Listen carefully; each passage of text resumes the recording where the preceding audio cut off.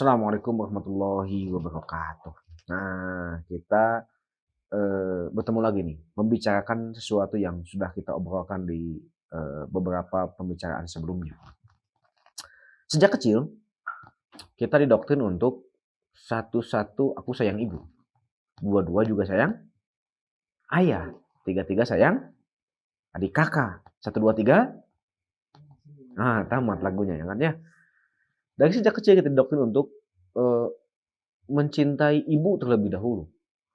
Mungkin berpikiran bahwa yang pencipta lagu ini sudah tuntas dengan dirinya, ya, sudah tuntas dengan mencintai dirinya sendiri. Padahal yang harus dilindungi ketika kita menjadi seorang rijal, seorang suami, kita masih berbicara tentang suami. Mohon maaf kalau omongan saya terlalu ngabret ya. Jadi pasolengkang gitunya, apa itu pasolengkang? Mahua pasolengkang, pokoknya nama gitu lah. Eh,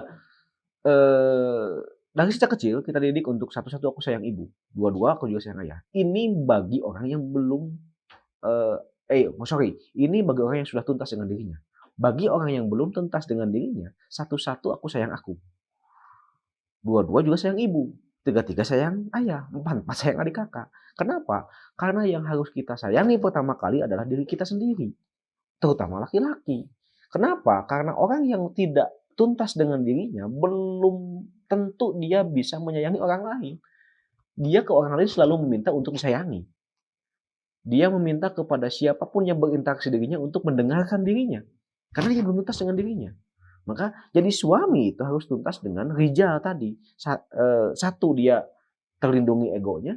Dua, dia menjadi tumpuan. Tiga, dia memiliki titik tuju dan titik tumpu. Nah, pada kali ini ketika seorang suami sudah tuntas dengan tiga hal ini, baru dia bisa menjadi suami yang selanjutnya. Rangkaian ayat selanjutnya. Ar-rijalu qawwamuna 'alan nisa. Dia menjadi qawwamah. Dia menjadi pemimpin. Dia menjadi sosok kepala keluarga, gitu ya. Mustahil seseorang itu bisa memimpin kalau dia tidak tuntas dengan dirinya. Maka ketika sudah tuntas dengan dirinya, baru dia bisa memimpin orang lain.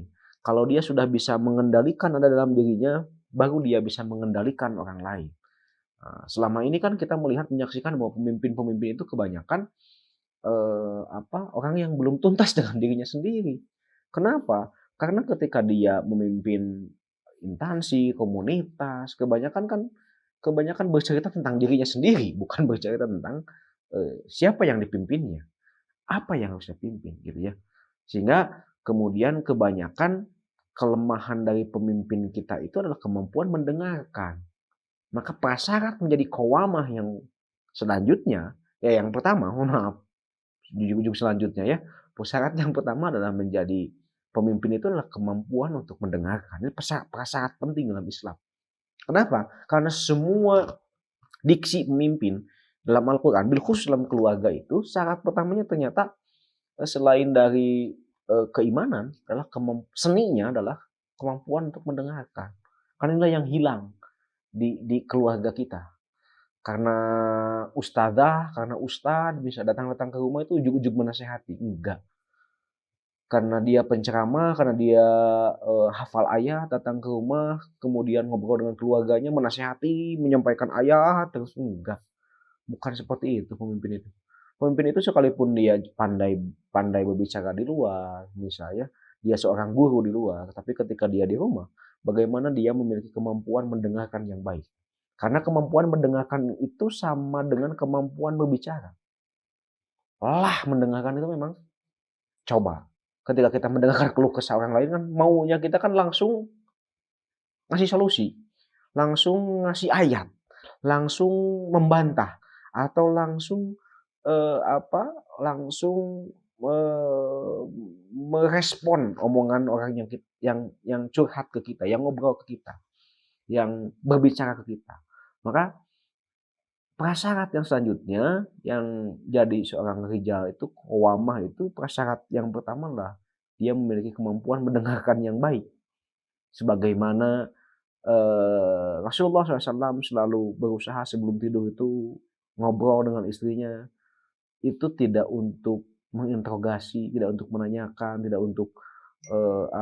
untuk menceramahi, tapi dalam rangka mendengarkan hari itu apa yang terjadi dalam diri. Karena rata-rata, mohon maaf, seseorang itu dia memiliki masalah dan tahu cara menyelesaikannya. Yang tidak tahu adalah kemana dia harus membuang sampah emosinya. Maka setiap keluarga itu, setiap istri itu butuh membuang sampah emosi. Kalau tidak dibuang ke suaminya, dia dibuang ke status WA. Sehingga tetangga apaleun, di ujung apaleun. Kenapa? Karena suaminya mempunyai kemampuan mendengarkan yang jelek.